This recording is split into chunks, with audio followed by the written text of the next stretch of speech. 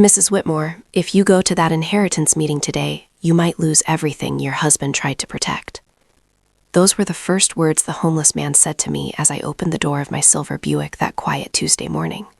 And for a moment, I simply stood there in my driveway, my hand frozen on the car handle, wondering how a stranger with worn shoes and a faded brown coat could possibly know my name.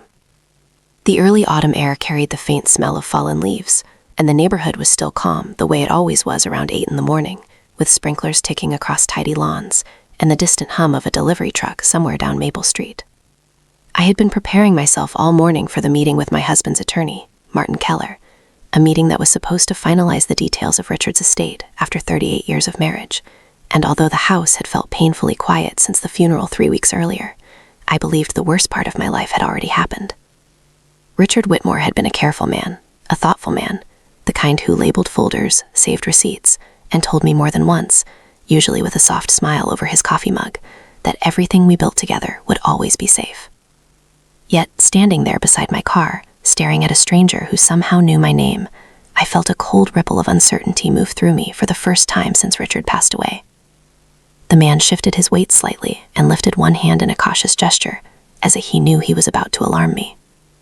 He looked older than I first thought, maybe in his late 60s, with gray hair peeking out from beneath a worn baseball cap, and eyes that carried the tired but steady look of someone who had watched people for a long time.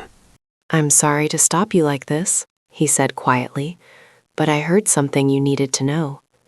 I studied his face carefully, searching for any trace of recognition, but nothing about him seemed familiar. "Do I know you?" I asked, keeping my voice polite but firm, the way Richard always said was the best way to handle unexpected situations. The man shook his head. "No, ma'am, but I knew your husband." That sentence alone was enough to send a small wave of confusion through my thoughts. Richard had been a businessman who dealt with dozens of people every month, yet this man didn't look like someone who belonged in the polished offices Richard used to visit downtown. "My husband passed away," I said gently, 3 weeks ago." "Yes," he replied, nodding slowly. "I know. That's why I needed to talk to you before you walked into that lawyer's office." His words settled into the quiet morning air like a puzzle piece that didn't belong anywhere yet. Just yesterday, my son Daniel had called to remind me about the inheritance meeting, assuring me that he and his wife Claire would meet me there so we could take care of everything together. I had appreciated their help, especially since paperwork had never been my strength, and after losing Richard, the simplest tasks often felt heavier than they should. Yet the stranger's warning echoed in my mind in a way I couldn't ignore. "Why would I lose anything?" I asked carefully. The man hesitated for a moment, glancing toward the street as a car rolled past the corner, then looked back at me with an expression that was both serious and strangely sympathetic. "Because sometimes," he said quietly, "the people closest to you are the ones who expect you not to ask questions." A breeze stirred the maple tree beside my driveway, sending a few dry leaves skittering across the pavement, and for the first time that morning, the meeting waiting for me downtown didn't feel like a simple formality anymore. It felt like the beginning of something I didn't yet understand. I did not answer him immediately because my mind was still trying to understand how a stranger standing beside my driveway could possibly know anything about my husband's affairs, and yet there was something in his voice that did not sound like a trick or a joke. I closed the car door slowly and faced him fully, studying the details I had missed a moment earlier. His coat was old but clean, the kind someone might have worn many winters ago and simply kept using year after year. His hands were rough, but they did not shake, and his eyes remained steady on mine in a way that made me feel he had rehearsed this moment carefully. "You said you knew my husband," I told him. "Richard Whitmore?" The man nodded once. "Yes, ma'am. I used to work security at the Keller and Grant building downtown. That is where Mr. Whitmore's attorney has his office." Hearing the name Keller immediately caught my attention, because Martin Keller was exactly the man I was scheduled to meet in less than an hour. My son Daniel had arranged the appointment, explaining that the lawyer needed to review the official documents related to Richard's estate. Until that moment, I had assumed the meeting would be routine. Now, a strange weight settled in my chest. "Security," I repeated carefully. The man nodded again and shifted his cap slightly. For almost 12 years, I watched people come and go through that lobby every day. Lawyers, clients, assistants. I saw your husband there many times. I folded my arms lightly, still unsure how much I should believe. My husband handled his own legal matters carefully, I said. He trusted his attorney. The man looked down at the pavement for a moment before meeting my eyes again. He did, but he also trusted you. Those words landed differently than the others. I had spent the last 3 weeks moving through quiet rooms that still carried Richard's presence in small ways, like the coffee mug he always used on Sunday mornings, or the notebook he kept beside his reading chair. In all the years we were married, he had always told me that everything we worked for was meant to keep our life secure. Still, after he passed away, Daniel and his wife Claire had taken charge of nearly every legal conversation. They insisted it was easier that way. "Mom, let us deal with the paperwork," Daniel had said more than once. At the time, I was grateful for the help. Now I wondered if that had been a mistake. "Why are you telling me this?" I asked the man quietly. He glanced toward the quiet street again, as if making sure no one else was listening. "Because last week I overheard something in that building that did not sit right with me." My breath slowed as I waited. The morning sun had risen higher now, reflecting softly off the windshield of my car, but the warmth did nothing to ease the tension building in my thoughts. "Your son and his wife have been visiting that office several times," the man continued, "not just after your husband passed, before." That sentence hung in the air between us. "Before," I repeated. "Yes, ma'am. More than once. They came late in the afternoon when most of the building had already cleared out." I felt the faintest tightening in my chest. Richard had been in the hospital during those last weeks, and Daniel often told me he was handling errands and work responsibilities while I stayed with my husband. I had never questioned where he went. The man took a slow breath before finishing what he had come to say. "The last time they were there," he said carefully, "I heard your daughter-in-law say something to the lawyer that made me remember your name." My fingers curled slightly against my sleeve. "What did she say?" I asked. He hesitated, then answered quietly. "She said that once the paperwork was finalized, you would not be able to change anything." The maple leaves shifted again in the soft breeze, and suddenly the meeting waiting for me downtown no longer felt like a simple conversation about inheritance. It felt like a door I was about to walk through without knowing who had already been standing on the other side. I remained silent for several seconds after hearing those words, because they settled into my mind like pieces of a puzzle that suddenly began to shift into a different picture than the one I had believed in for the past 3 weeks. The stranger stood patiently near the edge of my driveway, not moving closer, almost as if he understood that whatever he had just told me needed time to sink in. I looked down at my car keys resting in my hand and tried to steady my thoughts. Daniel had always been a good son when he was younger, thoughtful in quiet ways that reminded me so much of his father. When he married Claire 6 years ago, I told myself that change was natural in every family. Claire was confident and organized, the kind of person who liked plans and schedules. At first, I admired that about her. After Richard became ill last winter, she often insisted that Daniel and she would handle complicated matters so that I could focus on caring for my husband. I had been grateful for that help during those difficult months, but now, standing there in the pale morning sunlight, I began to remember small moments that had seemed harmless before. I remembered Claire answering Richard's phone once while he rested upstairs and telling the caller that she would manage the paperwork. I remembered Daniel gently encouraging me not to worry about legal documents because they were already speaking with the attorney. At the time, I believed they were simply trying to ease my burden. Now, the stranger's words placed those memories in a new light. I lifted my eyes toward him again. "You said they visited that office before my husband passed away?" I said slowly. "How long before?" The man rubbed his hands together as if recalling the details carefully. "About 2 weeks before I left that job," he replied. "That would have been early last month." Early last month. Richard had still been alive then, though his strength had been fading. During those days, I spent most of my time beside his hospital bed, reading quietly while machines hummed in the background. Daniel often told me he needed to run errands or speak with people about insurance matters. I had never questioned it. The man continued speaking in the same calm tone. "I was finishing my shift one evening when I saw them step out of the elevator with Mr. Keller. They were talking about documents. I felt my chest tighten slightly. "What kind of documents?" He shook his head. I could not hear everything, but I heard your daughter-in-law mention that once the signature process was completed, the estate would move forward quickly. The quiet street around us suddenly felt far away from the life I thought I understood. I looked toward the house behind me, the same house Richard and I had lived in for more than 30 years, with the white porch railing he painted himself, and the oak tree he planted when Daniel was born. Richard has always told me that every decision he made about money and property was meant to protect our home and our future. I had never doubted him. Why would my son be involved in something like that before Richard passed away?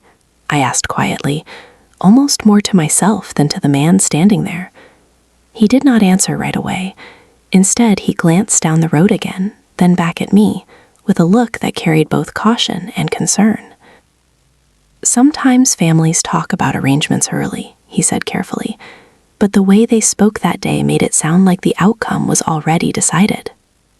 I swallowed slowly and felt a strange mixture of confusion and determination settle inside me. The meeting with the attorney was still scheduled for that morning. In less than an hour, I would be sitting across the table from Martin Keller, while Daniel and Claire explained the final details of Richard's estate. Just yesterday, Daniel told me not to worry because everything was already organized. I had believed him. Now I was no longer certain what I would walk into. The man stepped slightly back toward the sidewalk as if preparing to leave. I do not know the whole story, he said gently, but I thought you should hear what I heard before you signed anything. The words echoed in my mind long after he finished speaking. Before you signed anything. I looked down at the car keys again and realized that the meeting waiting for me downtown might not simply be about understanding my husband's wishes. It might be about discovering whether those wishes had been quietly changed when I was not looking. I watched the man walk slowly down the sidewalk until he reached the corner of Maple Street, and for a long moment I remained standing beside my car without moving, listening to the quiet rhythm of sprinklers across the neighboring lawns and the distant bark of a dog somewhere behind the houses across the street. Nothing around me looked different from any other morning in our neighborhood, yet something inside my thoughts had shifted in a way that I could not ignore. I finally sat down in the driver's seat of my car, but did not start the engine right away. Instead, I rested both hands on the steering wheel and stared through the windshield at the oak tree Richard planted the year Daniel was born. The branches were already turning gold with the first signs of autumn, and the sight of it pulled me backward into memories that suddenly felt more important than they had just an hour earlier. Richard had always believed in planning ahead. He kept every document organized in labeled folders in the study upstairs: insurance papers, property records, tax statements. Whenever something required a signature, he explained it carefully before putting the document away. I could still hear his voice clearly in my memory from a conversation we had almost a year ago while we sat together on the back porch watching the sunset behind the fence line.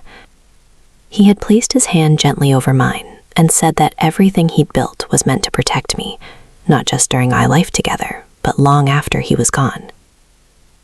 At the time, I laughed softly and told him not to speak that way because we still had many years ahead of us.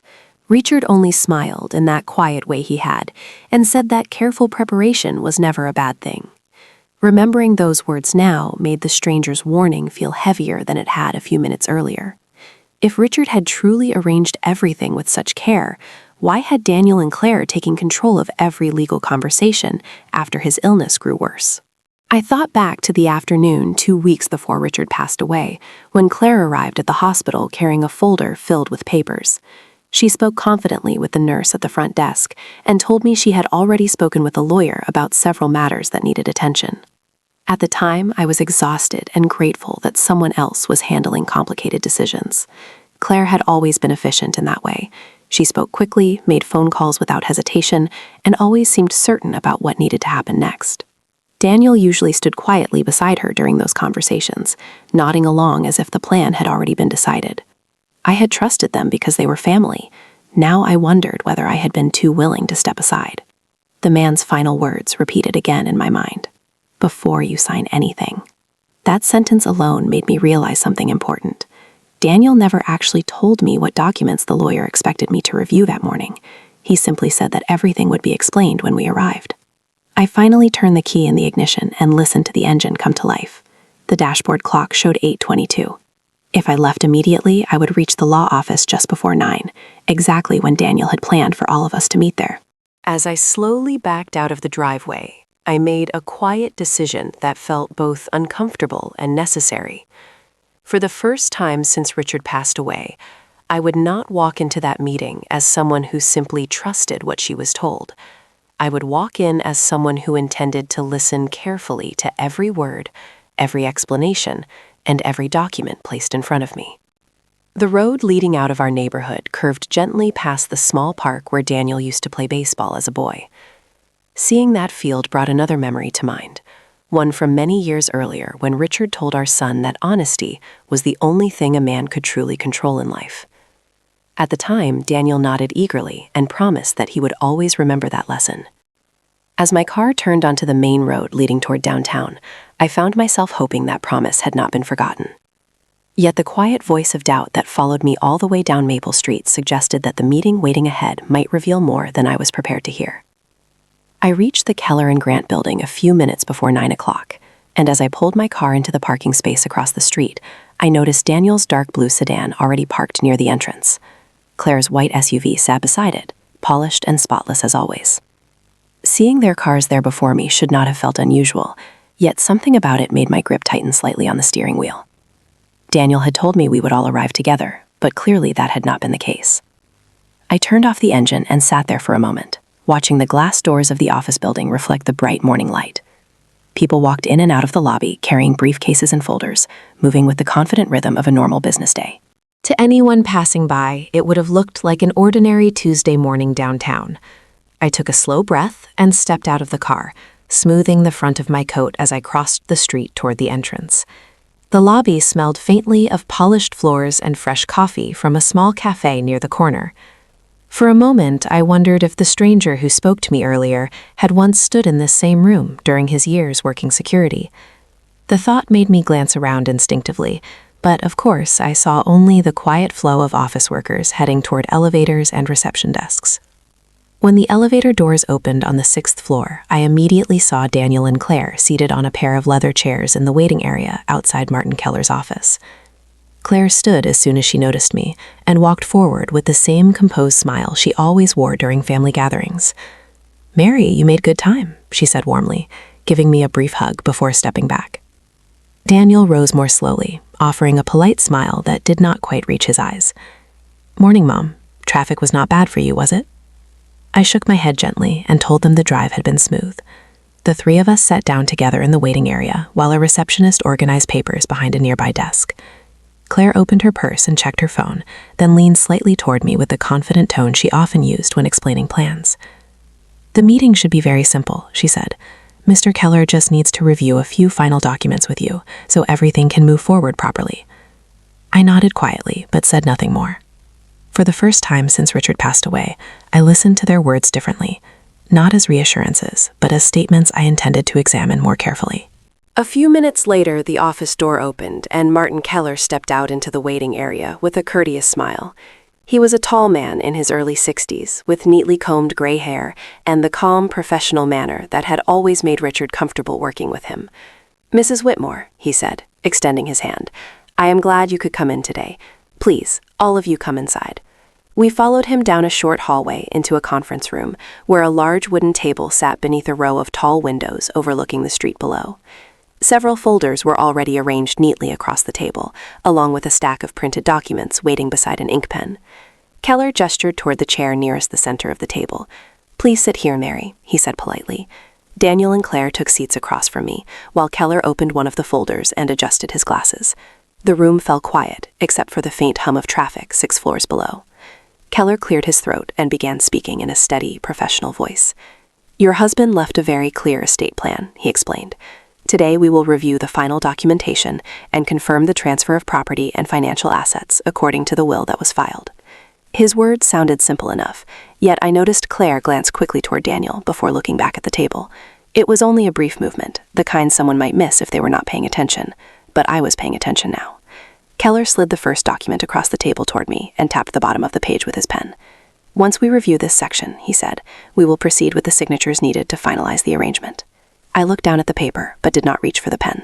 Instead, I lifted my eyes slowly toward Daniel and Claire and wondered whether the arrangement waiting in front of me was truly the one Richard had promised on that quiet evening on our porch. I looked down at the document in front of me and began reading the first few lines carefully, letting my eyes move slowly across each sentence instead of simply trusting the explanation being given to me. The language was formal and precise, the kind of wording lawyers always used when describing property and financial arrangements. At first, everything sounded ordinary. It mentioned Richard Whitmore by full legal name and confirmed the date the document had been filed. It described the house on Maple Street, the same house Richard and I had shared for more than 3 decades, along with several investment accounts and a retirement fund that Richard had built slowly through years of careful work. But the further my eyes traveled down the page, the more a quiet uneasiness began to settle in my chest. According to the document placed before me, the majority of those assets were scheduled to transfer directly into Daniel's name. I remained very still in my chair, reading the paragraph again just to be certain I had not misunderstood it. Keller noticed my silence and spoke in the same calm, professional tone he had used since the meeting began. He explained that the estate plan outlined a primary transfer of control to the next generation in order to streamline long-term management of the property and finances. His explanation sounded polished and confident, but something about it did not match the conversations Richard and I had shared in the past. I remembered clearly the evening on the porch when Richard told me that the house would always remain under my protection first. Daniel would inherit it someday, of course, but only after I no longer needed it. That promise had never sounded complicated. Now the paper in front of me suggested a different arrangement entirely. I lifted my eyes from the page and glanced briefly toward Daniel. He sat quietly across the table with his hands folded, watching Keller speak without interrupting. Claire leaned slightly forward in her chair, her posture attentive and composed, though I noticed her fingers tapping lightly against the edge of her purse. It was a small movement, but once I noticed it, I could not ignore it. Keller slid another sheet of paper toward me and pointed to a section near the bottom. He explained that this portion confirmed the property transfer agreement and that my signature would acknowledge my understanding of the terms described above. I did not reach for the pen. Instead, I rested my hands calmly on the table and continued reading the lines again, this time paying attention to every phrase as if it might contain something hidden between the legal wording. The room remained quiet, except for the faint sound of traffic drifting through the tall windows behind Keller's desk. Daniel shifted slightly in his seat and offered a reassuring smile that felt strangely rehearsed. He told me that everything had already been reviewed with the attorney and that the arrangement was exactly what Richard had intended. His voice sounded patient, almost encouraging, as though he expected me to sign without hesitation. Claire nodded gently beside him and added that the process would only take a few minutes if we finished the paperwork now. I listened to their words, but did not move the pen from where it rested beside the document. Instead, I looked back down at the page once more and noticed a detail that had not caught my attention earlier. The date listed beside the final revision of the document was from a time when Richard had already been admitted to the hospital. During that week, he had barely been strong enough to speak more than a few sentences at a time. The discovery did not cause me to raise my voice or react suddenly, but it did confirm something important inside my mind. The quiet warning I received that morning had not been meaningless. I lifted my eyes again and studied the 3 faces across the table from me, realizing that the meeting had reached the moment where careful questions would matter far more than quiet trust. I kept my eyes on the document for another moment before lifting them slowly toward Martin Keller. My voice remained calm when I finally spoke, but inside my thoughts, something had already changed. I asked him a simple question. I asked him when exactly this version of the document had been finalized. Keller glanced down at the page and adjusted his glasses slightly before answering. He said the final revision had been recorded 12 days before Richard passed away. The number settled quietly in my mind because I remembered those days clearly. Richard had already been in the hospital then. His breathing had been weak and his conversations had become shorter with every passing afternoon. There had been moments when he could barely keep his eyes open long enough to finish a sentence. I rested my hands together on the table and nodded as if I were only confirming a detail. Daniel leaned forward slightly and said that the lawyer had visited Richard at the hospital so that everything could be completed properly. His explanation sounded quick, almost too quick, as if he had been waiting to say it. Claire nodded beside him and added that Richard wanted everything settled before the situation became more complicated for the family. Their voices carried a tone of reassurance, but something about the timing still felt wrong. I looked back down at the document again and read one of the lines that described the transfer of the Maple Street house into Daniel's management. The words were clear. Ownership and decision authority would move directly into Daniel's name after the estate was finalized. I knew what Richard had told me on our porch months earlier. He said that house would remain my home for the rest of my life. I let the silence stretch across the room for a few seconds before speaking again. This time I asked Keller whether any previous versions of the will existed before this revision. The question seemed simple enough, yet I noticed Claire's fingers stop tapping against her purse. Keller paused briefly, then explained that earlier drafts had indeed been created during the planning process. That was normal, he said. Estate documents often changed several times before the final version was filed. I nodded slowly and asked another question. I asked if it would be possible for me to review those earlier drafts before signing anything. The room grew slightly quieter after that request. Keller glanced toward Daniel and Claire before answering. He said that retrieving older drafts would take some time because they were stored in archived files. Daniel shifted in his chair and offered a gentle smile that felt carefully controlled. He told me that reviewing old drafts was unnecessary because the final document already reflected Richard's wishes. Claire agreed and added that the attorney had worked closely with Richard during the process. Their explanations were smooth and confident, yet I could not forget the stranger's warning from that morning. I folded my hands calmly and leaned back slightly in my chair. I told Keller that I preferred to understand the full history of the document before placing my signature on any page. My voice remained steady and polite, but I saw a brief flash of irritation cross Claire's expression before it disappeared behind her composed smile. Keller cleared his throat and said that of course I had the right to review any documents related to the estate. However, he reminded me that the process would move faster if we finalized the current paperwork today. I listened carefully to every word he spoke. Daniel looked at me again and assured me that everything had already been arranged for my benefit.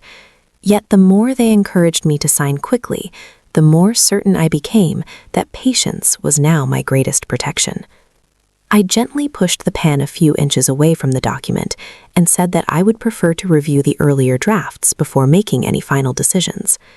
No one raised their voice in response, but in the quiet that followed my request, I could feel the atmosphere in the room shift slightly, as if the simple act of asking questions had changed the direction of the meeting in a way none of them had expected. I let the quiet stretch across the room after my request, watching how each person at the table reacted in their own subtle way. Martin Keller closed the folder in front of him and leaned back slightly in his chair, as though reconsidering the pace of the meeting. Daniel shifted his weight again, this time more noticeably, and rested his elbows on the table. Claire remained very still beside him, but the polite smile she had been wearing since I arrived had faded into something tighter and less natural. No one spoke for several seconds.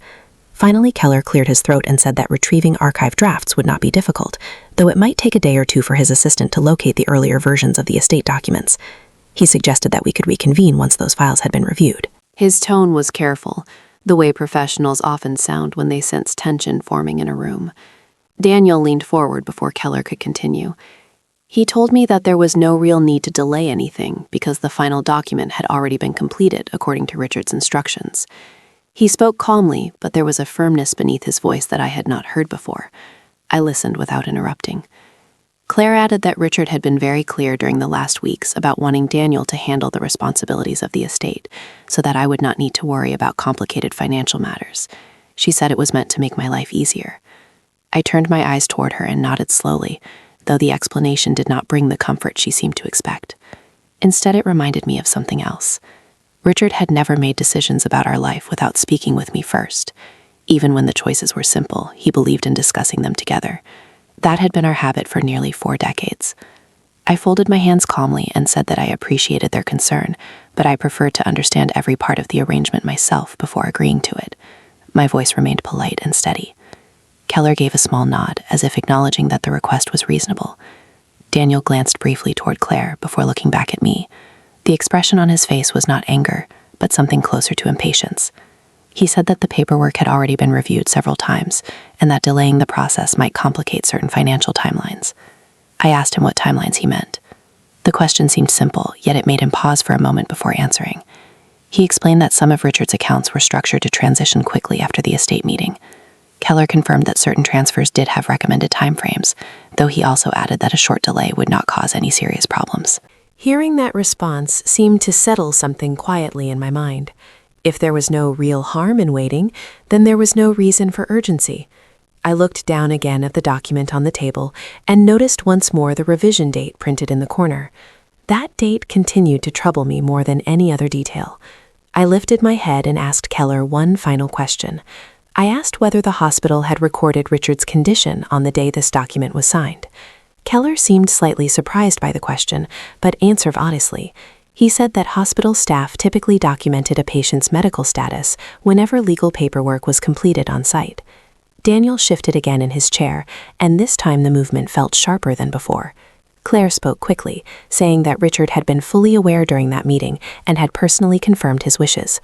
Her tone carried a touch of defensiveness that had not been present earlier. I met her gaze quietly and thanked her for the explanation. Then I turned back to Keller and said that I would feel more comfortable reviewing both the earlier drafts and the hospital documentation before signing anything.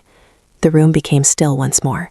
Outside the tall windows, the city moved along with its usual rhythm, unaware that the simple act of asking for time had just changed the direction of the conversation inside that quiet conference room. I gathered the documents slowly and placed them back on the table exactly the way they had been arranged when the meeting began. No one rushed to speak after I made my request. The silence that followed felt heavier than any argument could have been. Martin Keller finally nodded once and said that my request was entirely reasonable. He explained that his office would retrieve the earlier drafts of the estate plan, along with any notes related to Richard's final revisions. He also confirmed that the hospital records connected to the signing could be requested if I wished to review them. His voice remained professional, but there was a new carefulness in the way he spoke, as though he understood that the meeting had entered a different phase. Daniel leaned back in his chair and exhaled quietly. He said that if I felt more comfortable reviewing additional documents, then of course we could schedule another appointment. The words sounded polite, but I noticed he did not look directly at me when he said them. Claire offered a small smile that did not quite reach her eyes. She said that everyone simply wanted to make sure things moved forward smoothly for the family. I nodded once and thanked Keller for his time before standing from the chair. The meeting ended with the kind of quiet courtesy that often hides deeper tensions beneath the surface. As we stepped out of the conference room into the hallway, Daniel walked beside me toward the elevator. Claire remained a step behind us, her heels clicking softly against the polished floor. When the elevator doors closed, the three of us stood in silence as the numbers slowly counted down toward the lobby. Daniel finally spoke just before the doors opened. He said that he hoped I did not think anyone was trying to pressure me. His tone sounded careful, almost rehearsed. I told him calmly that asking questions was simply part of understanding something important. The elevator doors slid open, and we walked out into the bright lobby together. The morning sunlight coming through the glass entrance made the room feel warmer than the quiet conference room upstairs. Daniel said he had another appointment to attend and would call me later to arrange the next meeting. Claire gave me a brief hug that felt polite but distant. Within a few moments, they both stepped outside and disappeared into the busy sidewalk traffic. I remained in the lobby for a moment longer, watching the steady movement of people entering and leaving the building. My thoughts were no longer clouded with confusion, the way they had been earlier that morning. Instead, they felt clear and steady, like the calm surface of water after a storm begins to settle. I walked slowly outside and crossed the street toward my car. As I reached the driver's door, I paused and looked up at the tall windows of the office building behind me. Somewhere inside those offices were the earlier drafts of the documents Richard had once created with careful intention. Somewhere in those files was the truth about what he truly wanted for the life we had built together. I knew the next meeting would reveal far more than the one that had just ended, but this time I would arrive prepared to listen closely, to read every line, and to trust my own judgment instead of simply accepting what others placed in front of me.